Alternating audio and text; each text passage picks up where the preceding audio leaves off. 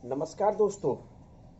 देखिए, respiration in plants का 9 number का पार्ट है। पौधों में श्वसन के 9 नंबर का भाग है। इसमें आप और हम लोग फर्मेंटेशन या किण्वन पर चर्चा करेंगे। तो फर्मेंटेशन या किण्वन को किस प्रकार से परिभाषित किया जा सकता है, यह क्रिया आप और हम लोगों के लिए कितनी महत्वपूर्ण है, इन बिंदुओं पर इस पार्ट में चर्चा की जाएगी। तो सबसे पहले आप और हम लोग परिभाषा पर चर्चा करते हैं। डेफिनेशन देखिए, तो क्या बताया जाएगा? वह क्रिया जिसमें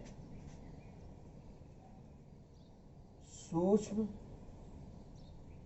जीवों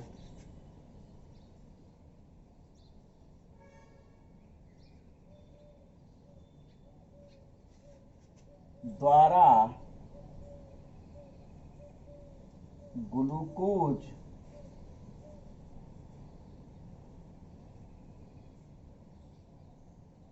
अथवा शर्करा का अपूर्ण विघटन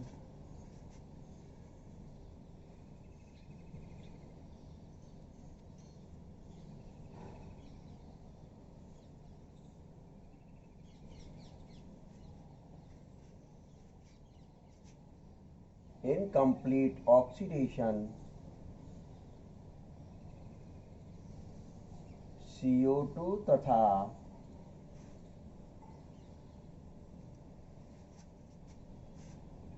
ऑर्गेनिक मटेरियल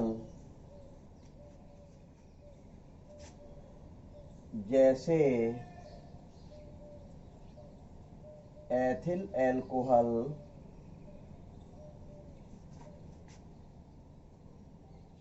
या लैक्टिक एसिड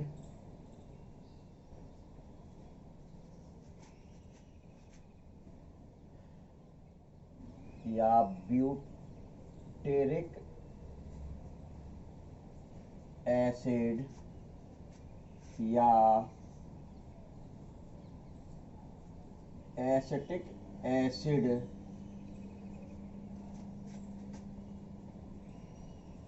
आदि में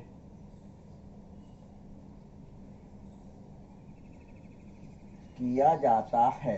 देखिए, वह क्रिया जिसमें सूक्ष्म जीवों बैक्टीरिया या फंजाई द्वारा ग्लूकोज अथवा शर्करा का अपूर्ण विघटन यानी इनकम्प्लीट ऑक्सीडेशन CO2 तथा ऑर्गेनिक मटेरियल जैसे ethyl alcohol, lactic acid, butyric acid, acetic acid आदि में किया जाता है, उसी प्रोसेस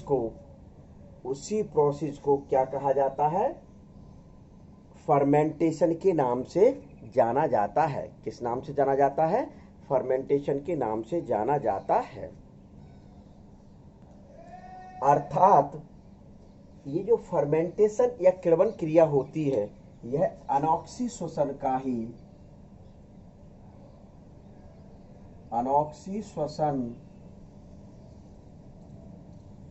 ही एक भाग है। क्या? यह अनॉक्सी श्वसन यानी कि एनएरोबिक रेस्पायरेशन भाई अब सन का भाग है, किंतु एनएरोबिक रेस्पायरेशन ऑक्सीजन की एब्सेंट में होती है और फर्मेंटेशन या किण्वन जो क्रिया होती है, ऑक्सीजन की थोड़ी सी मात्रा उपस्थित होने पर क्रिया की दर बढ़ जाती है। विशेष ध्यान रखें, ये डिफरेंस के रूप में भी चल रहा है। इस अनॉक्सी श्वसन या एनएरोबिक रेस्पायरेशन किसी सेल्स के अंदर होती है। क्यों? क्योंकि उसी सेल्स में उसके कोशिका द्रव्य में उसके लिए सभी एंजाइम पाए जाते हैं। जबकि जो फर्मेंटेशन या किण्वन क्रिया होती है, यह कोशिका के बाहर होती है। अर्थात फर्मेंटेशन क्रिया में बैक्टीरिया फंजाई के अंदर, इनके कोशिकाओं के अंदर एंजाइम का निर्माण होता है और ये एंजाइम बाहर आकर उस पदार्थ पर क्रिया करके उसका इनकम्प्लीट ऑक्सीडेशन करते हैं। तो क्या ध्यान में रखना है कि एनएरोबिक रेस्पिरेशन किसी सेल्स के अंदर होने वाली प्रोसेस होती है और जबकि फर्मेंटेशन या किण्वन किसी सेल के बाहर होने वाली मुख्य रूप से प्रोसेस होती है। तो ये चीज आपको ध्यान में रखना है। फिर बताया जाता है कि वास्तविक तौर पर इसको 1857 में एथिल अल्कोहल के निर्माण के रूप में पाश्चर नामक वैज्ञानिक ने खोजा था। क्या पाश्चर नामक वैज्ञानिक ने खोजा था, लेकिन इससे पूर्व भी 6000 वर्ष ईसा पूर्व एथिल अल्कोहल का निर्माण किया जाता था, लेकिन इस क्रिया के बारे में उस समय विस्तृत रूप से जानकारी नहीं थी। इसके अलावा मुख्य रूप से बताया जाता है कि 4000 बीसी में ईस्ट का प्रयोग करके, ईस्ट का यूज करके सीधे मुख्य रूप से डबल रोटी बनाई जाती थी। क्या डबल रोटी वगैरह बनाई जाती थी। तो ये कहा जाए कि ऐसा नहीं है कि 1857 में ही सबसे पहले इस फर्मेंटेशन को खोजा गया था। पूर्व से ही मुख्य रूप से ये क्रिया हमारे समय में पूर्व से ही चली आ रही थी, लेकिन ये कहा जाता है कि उस समय इसके बारे में डिटेल में नॉलेज प्राप्त नहीं थी।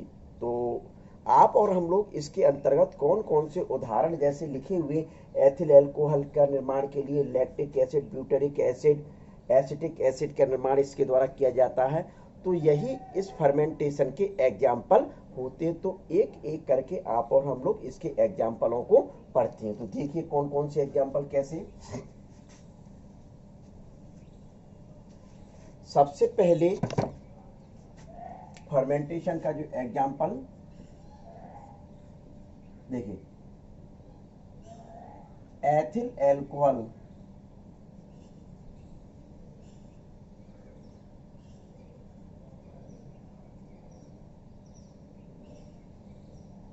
का किण्वन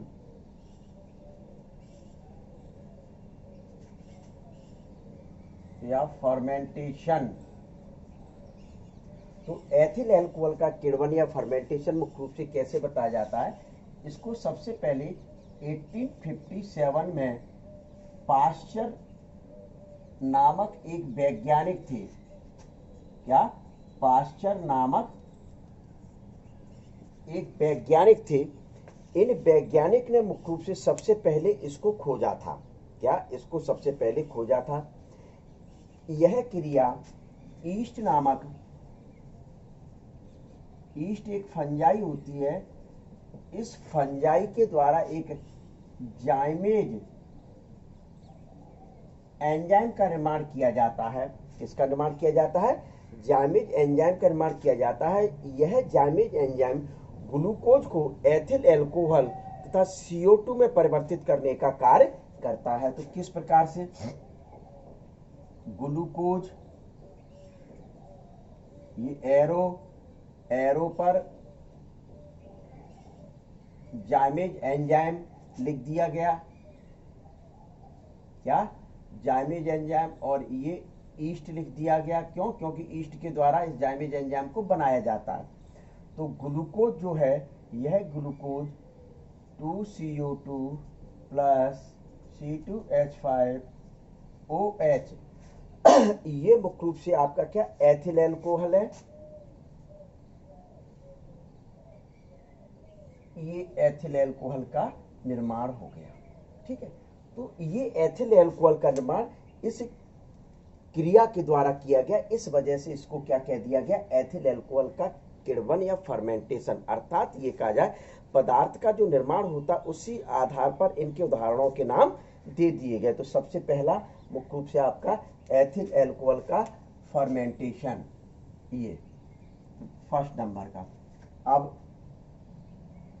एथिल एल्कोहल का पहले यूज देख लेते। एथिल एल्कोहल का मुख्य रूप से क्या यूज किया जा सकता है। एथिल एल्कोहल इस क्रिया के माध्यम से छत्तीसगढ़ में, क्या इस क्रिया के माध्यम से छत्तीसगढ़ में जो बासी पदार्थ जो खाया जाता है, छत्तीसगढ़ में एक बासी पदार्थ बनता है जिसको लोग वहाँ खाने में यूज करते हैं, तो वह एल्कोहल की इसी क्रिया के माध्यम से मुख्य रूप से बनाया जाता है। क्या इसी क्रिया के माध्यम से बनाया जाता है।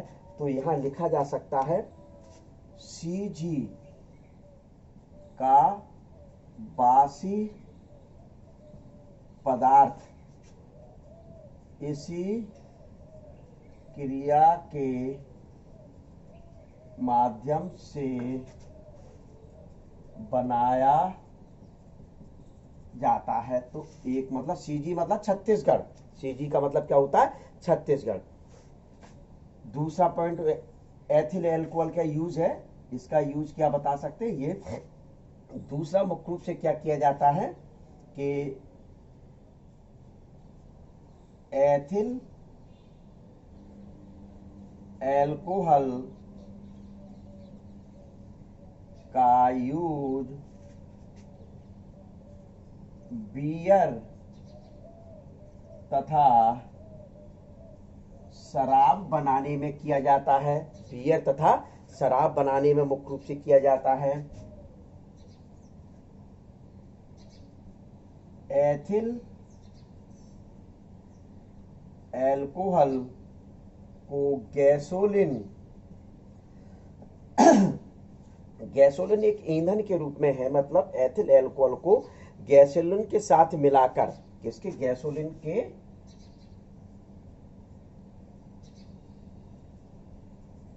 साथ मिलाकर हवाई जहाज, क्या हवाई जहाज का जो ईंधन होता है, कार का ईंधन होता है, या अन्य इंजनों, हवाई जहाज, कार या अन्य इंजनों के ईंधन, फ्यूल मटेरियल के रूप में प्रयोग किया जाता है। देखिए कितना अच्छा पॉइंट है ये आपके सामने कि एथिल अल्कोहल को यदि गैसोलीन के साथ मिलाकर हवाई जहाज, कार या अन्य जो इंजन होते हैं उनके ईंधन यानी फ्यूल के रूप में प्रयोग किया जाता है। ईंधन अर्थात फ्यूल के रूप में मुख्य रूप से प्रयोग किया जाता है। इसके अलावा अल्कोहल का उपयोग मेडिसिन में भी करते हैं। क्या, एथिल एल्कोहल का यूज मेडिसिन किसमें किया जाता है, मेडिसिन में किया जाता है। इसके अलावा रंग, साबुन या कोई जो कॉस्मेटिक आइटम जैसे होते हैं उनमें भी किया जाता है। प्लास्टिक, रेजिन, ईथर आदि के निर्माण में भी किया जाता है। तो रंग, साबुन के निर्माण, फिर प्लास्टिक, ईथर, रेजिन आदि के निर्माण में भी मुख्य रूप से इसका उपयोग किया जाता है। तो ये क्या है, आपके एथिल एल्कोहल के यूज है। तो यहां लिख सकते हैं यूज ऑफ एथिल एल्कोहल। तो ये आपके क्या हो गए, एथिल एल्कोहल के यूज हो गए। तो ये तो यूज पढ़ा, मतलब आपका फर्स्ट पॉइंट हुआ एथिल एल्कोहल का किण्वन या फर्मेंटेशन। अब सेकंड पॉइंट आता है, देखें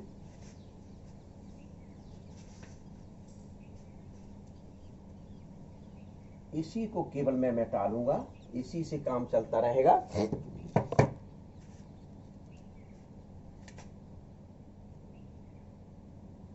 लैक्टिक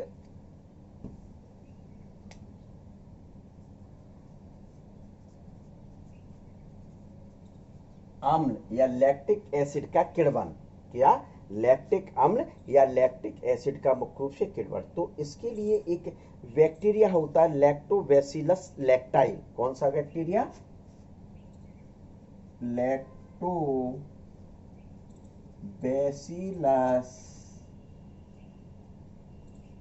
लैक्टाई।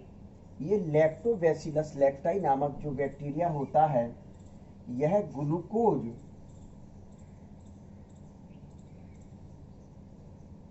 ग्लूकोज पर क्रिया कर, क्या ग्लूकोज पर क्रिया कर क्या बनाता है? लैक्टिक एसिड बनाता है, C3H6O3। यह क्या है? लैक्टिक एसिड है। तो ये मुख्य रूप से एक यूज फर्मेंटेशन का होता है। क्या फर्मेंटेशन का मुख्य रूप से एक यूज यह भी होता है।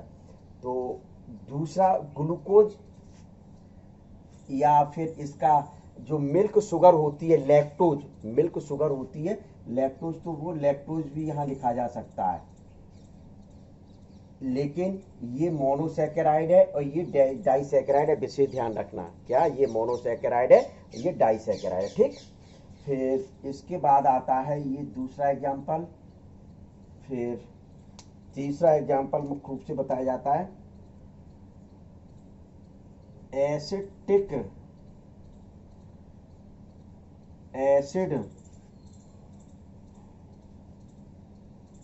किण्वन या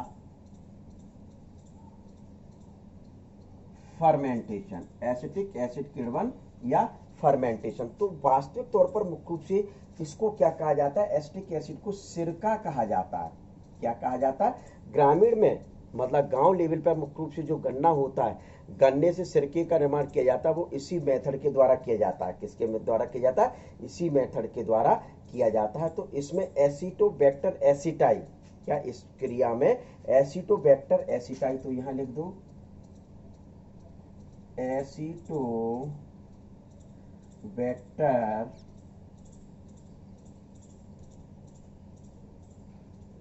एसिटाई नामक जीवाणु होता है। ये मुख्य रूप से जो एसिटोबैक्टर एसिटाई नामक जीवाणु जो होता है, वह ग्लूकोज पर क्रिया करके, क्या वह ग्लूकोज पर क्रिया करके सिरके का निर्माण करता है। काय का निर्माण करता है? सिरके का निर्माण। तो वही मैं ग्लूकोज लिख रहा हूं, देखिए ग्लूकोज। एसिटोबैक्टर एसिटाई ने मुख्य रूप से क्या किया? इस शर्करा को किसमें बदल दिया? एसिटिक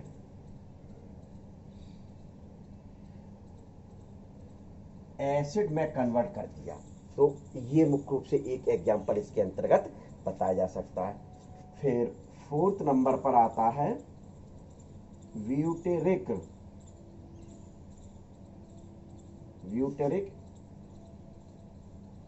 एसिड किण्वन। तो ये ब्यूटेरिक एसिड किण्वन मुख्य रूप से क्या होता है? इस क्रिया में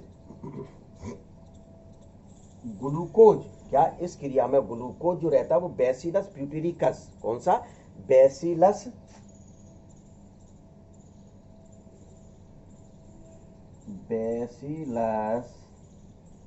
ब्यूटेरिकस, कौन सा बैक्टीरिया? बैसिलस ब्यूटेरिकस बैक्टीरिया या क्लोस्ट्रीडियम ब्यूटेरिकम, या दूसरा क्लोस्ट्रीडियम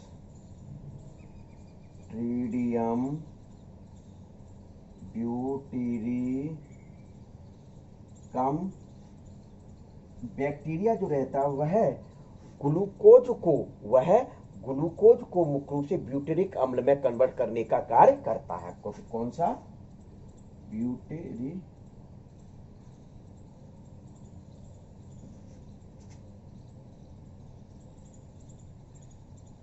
अम्ल में बदल दिया। तो इस प्रकार से मुख्य रूप से ये जो विभिन्न क्रियाएं के जो एग्जाम्पल आपको दिए गए, यह फर्मेंटेशन क्रिया के अंतर्गत ही आते, जो सूक्ष्म जीवों द्वारा। अब सूक्ष्म जीव या तो मतलब आपके बैक्टीरिया हो सकते हैं या फंजाई हो सकते हैं। जैसे एल्कोहल में जैसे आपका जो जाइमेज एंजाइम के द्वारा जो क्रिया हो रही थी, वह ईस्ट के द्वारा उत्पन्न हो रहा था, तो वह क्या है, एक फंजाई है।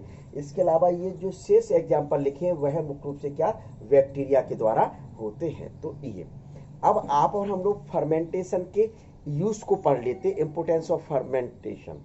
क्या इंपोर्टेंस ऑफ फर्मेंटेशन, तो देखिए किण्वन का क्या महत्व होता है। तो ये आपको जो मैंने लिखाए अभी आपके, सबसे पहले तो एथिल एल्कोहल के यूज बताए थे, एथिल एल्कोहल का यूज बता सकते हैं इस क्रिया में। देखिए तो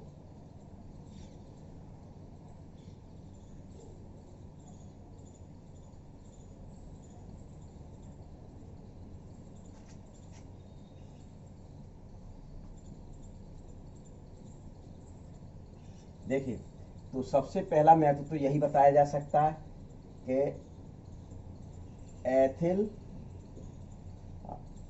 एल्कोहल के निर्माण में। दूसरा मुख्य रूप से आप क्या बता सकते हैं कि एथिल एल्कोहल गैसोलीन के साथ मिलकर ईंधन के रूप में कार्य करता है। क्या एथिल एल्कोहल गैसोलीन के साथ मिलकर ईंधन के रूप में कार्य करता है। तो लिख दिया जाए, एथिल एल्कोहल गैसोलीन के साथ मिलकर ईंधन के रूप में कार्य। थर्ड नंबर आप क्या बता सकते हैं कि इसके द्वारा शराब, बियर का निर्माण। फोर्थ बता सकते हैं, मेडिसिन का निर्माण भी एथिल एल्कोहल के द्वारा किया जाता है। किसके द्वारा किया जाता है, इसी के द्वारा किया जाता है। फिर ये जो जूट, क्या जूट आप लोगों ने देखा होगा, सन टी मतलब चाय, लेदर और चमड़ा उद्योग यानी कि लेदर फैक्ट्री में भी यह क्रिया प्रयोग में लाई जाती है। तो ये आपके क्या फर्मेंटेशन के यूज बताए गए। क्या बताए गए, फर्मेंटेशन के यूज होते हैं। तो इस प्रकार से मुख्य रूप से फर्मेंटेशन और किण्वन में पढ़ना ये बहुत ही महत्वपूर्ण क्वेश्चन है। क्यों, क्योंकि इसमें से नीट एग्जाम में बहुत अच्छे क्वेश्चन बनते हैं। क्या नीट एग्जाम में इसमें बहुत अच्छे क्वेश्चंस बनते हैं। चलिए।